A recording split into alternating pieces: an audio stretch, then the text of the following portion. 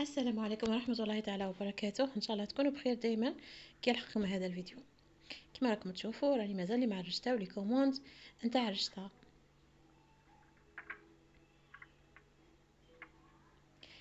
هنايا وانا نخدم في الرشته جاتني فكره اني نعمل شويه مقارون من هاد لاباط. تعرفوا بلي المقارون يجي فيه لاباط تاعها يجي فيها الصفر تاع البيض وكذا، بصح هاد لاباط ما فيها والو، هاد لاباط ماء وملح. قلت علاه لا خلي نجربها ونشوفها كيفاش راح تخرج لي. حنستخدم غير كميه غير شويه، نجربها ولا صلحت ما صلحتش الله غالب. كما راكم تشوفوا هذه هي، ما استخدمتش الرقيقه تاع الرشته، خدمت هذه الخشينه والعجينه رققتها كما العاده. خدمتها الاولى في الربعه ومن بعد فوتها في التسعه، وهذه هي النتيجه. رقيقه كما الرشته تماما، ماشي هو خشينه عليها في العرض برك. هذا ما كان. بعد ما كملتها حطيتها تفور، نحركها طبعا باش يدخل لها الهواء وتطيب لي. هنا فرت مليح حتى شتها بدات تصفر.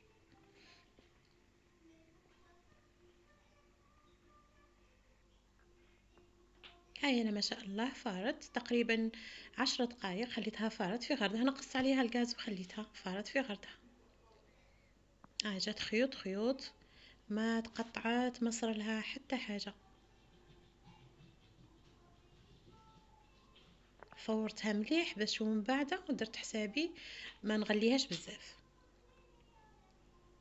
تشوفوا ما شاء الله، هنا راهي نشفت، وحتى الرشته تاني مليها نشفت مع اليوم نهار شميسه ما شاء الله.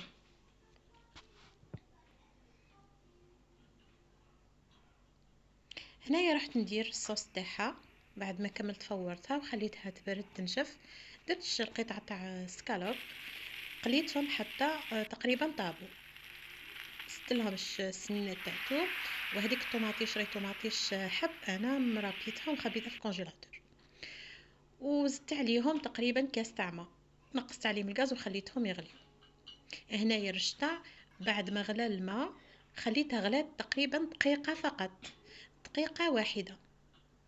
وهاي وين هنا كي خرجتها فرغت عليها شويه ما بارد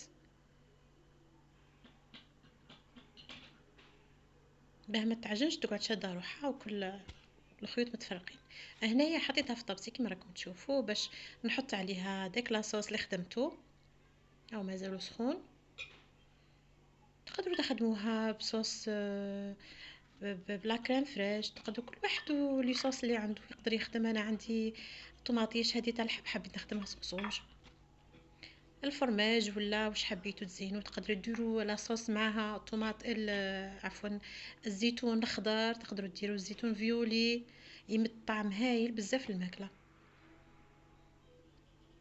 وهذا هو الطبق تاعي كملته. المنظر تاعو ما شاء الله. العجين كي كانت تغلي ما حطيتش فيها الملح ولا حطيت فيها الزيت، ما حطيت فيها حتى حاجه، خليتها غلات هكذاك في الماء. غير غلى الماء فرغت هذيك المقارون، خليتها غلات غير دقيقه واحده فقط وطفيت عليها. كيما راكم تشوفوا لاصوص راهو طايب واجد، فرغت عليها، شبحت كيما راكم تشوفوا بالفرماج. وهاي لي كيفاش جات، ما تعجنات ما صار لها والو، هايله وجات بنينه والله العظيم. بنه سبيسيال والله، خير من هذيك المقارون تاع برا اللي تشرى من برا تاع لي ساشي. هذه هي التجربه تاعي تاع اليوم، حبيت نشاركها معكم، ان شاء الله تعجبكم. الا عجبتكم خلوا لي تعليق في الفيديوهات. نتلاقاو ان شاء الله في فيديو واحد اخر. نقول لكم مع السلامه.